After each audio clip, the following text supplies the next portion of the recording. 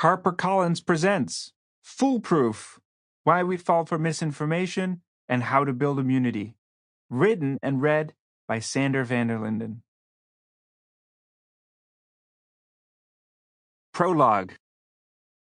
Foolproof, adjective, incapable of being misused. Kirkby is a relatively small town in the borough of Knowsley, in the northwest of England.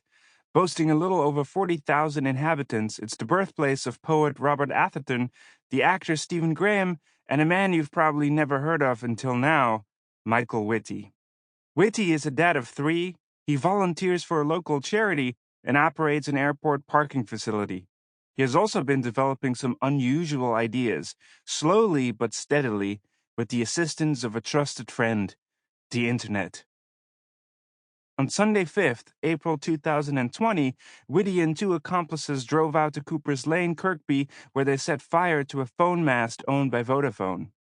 Whitty put on a pair of gloves, forced open the equipment box, and used some firelighters to set the whole thing ablaze. This wasn't a heat-of-the-moment decision. Later police investigations show that the arson was carefully premeditated.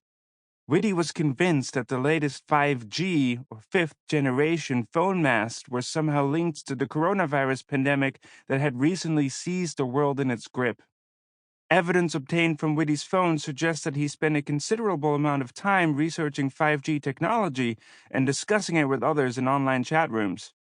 His anxiety about new technology and health, while perhaps understandable, is actually based on a false and debunked conspiracy theory that radiation from 5G phone masts lowers our immune systems and can thereby cause or exacerbate the spread of COVID-19. Nearly 4 years earlier, in the run-up to the 2016 U.S. presidential election, Edgar Madison Welch, a 28-year-old father of 2 from North Carolina, walked into the Comet Ping Pong Pizzeria in Washington, D.C., carrying a loaded semi-automatic assault rifle. He was under the impression that presidential candidate Hillary Clinton was hiding young children in the basement there as part of a secret child sex trafficking ring. Like Whitty, Welch had developed genuine concerns, in his case, about the possible abuse of children, the so-called Pizzagate scandal, after reading dozens of fake news articles which had been shared widely online by celebrities and politicians. A common response to such events is to dismiss them as the actions of single individuals, outliers. Most people aren't fooled by fake news. But is this really the case? How confident are you that your vote wasn't influenced by micro-targeted misinformation? How much of what we read on social media is false, or if not plain false, designed to make us think or feel a certain way? Whitty and Welch are not alone. The truth is that at a basic cognitive level, we are all susceptible to misinformation. A total of at least 50 phone masts have been set ablaze throughout the UK because of widespread misinformation that 5G masts are somehow linked to the spread of COVID-19.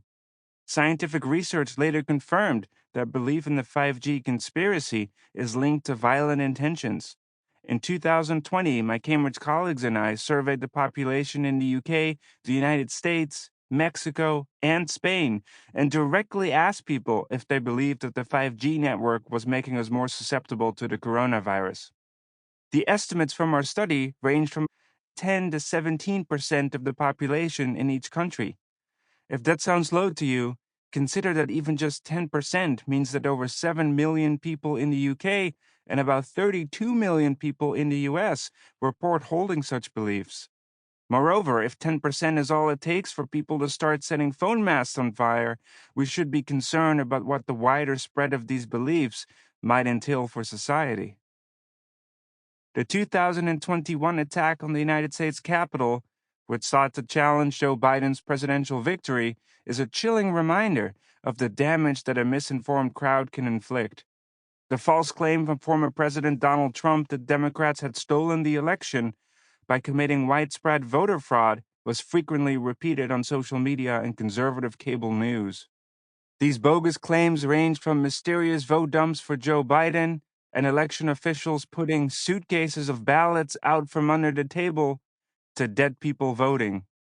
Dubbed a tsunami of untruth by fact-checkers, Trump has made over 30,000 false or misleading claims.